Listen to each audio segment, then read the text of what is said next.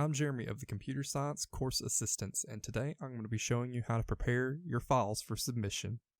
So you'll see here I already have two files, project file example and our project style example. And so we're actually going to go ahead and right click, go to new, and go to folder, and we're going to call this example project folder. We're going to go ahead and open up that, and we'll drag our two files here right in there.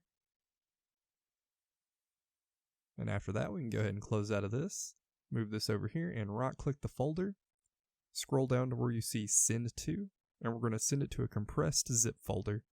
And this folder right here is what we're going to submit for our grade. So with that, I've shown you how to prepare your files for submission. I'm Jeremy. Thank you for watching.